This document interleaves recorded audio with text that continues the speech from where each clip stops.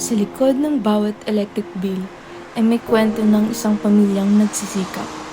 Habang patuloy na tumataas ang presyo ng kuryente, mas marami ang napipilitang magtipid, magsakripisyo at humanap ng paraan para maitawid ang bawat araw. Ngayon, pakinggan natin ang kwento ni Ann, isang ina na araw-araw na lumalaban para sa kanyang pamilya. I'm Arinj Ann Ruz, 33 years old, nakatira po sa Sitio Sampalucan, Barangay San Juan, Cainta, Rizal. Isa po akong housewife at may kasalukuyang printing business po and nagtitinda po ng merienda.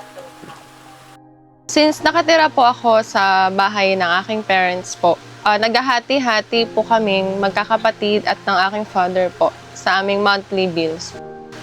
Before po, hindi po umaabot ng 3,000 ang aming monthly bill. Pero dahil sa biglaang pagtaas po ng kuryente, umabot po ito ng halos 12,000 po. Siyempre po, mas tumaas po ang aming monthly expenses na kahit anong pagtitipid po ang aming ginawa ay hindi pa rin po bumababa ang aming kuryente. And instead na ibayad po namin ito para sa tuition fee ng aking mga anak, ay nailalaan pa po namin ito para sa pagbayad sa aming kuryente. Binawasan na po namin ang paggamit ng electric fan at TV. And tuwing daytime po is nandito na lang po kami sa ibaba ng aming bahay para hindi na po doble-doble ang paggamit ng kuryente sa itaas. Yes po, tinitingnan po namin, pero hindi po namin lubos maintindihan kung para saan po napupunta ang other charges na sinisingil para sa mga consumers.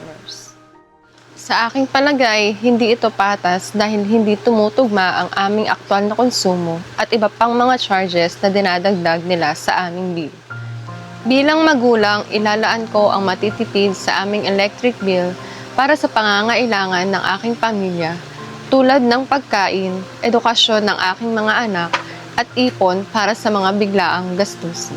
Siguro po dapat gumawa ang gobyerno ng mga hakbang para mapababa ang gastos sa paggawa ng kuryente, bantayan ang presyo ng mga power company at magbigay ng tulong sa mga pamilyang mababa ang kita.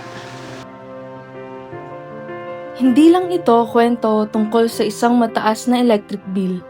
Kwento ito ng milyong-milyong pamilyang Pilipino na araw-araw na nagsisikap pagkasyahin ang kanilang kinikita sa gitna ng patuloy na pagtaas ng presyo ng kuryente.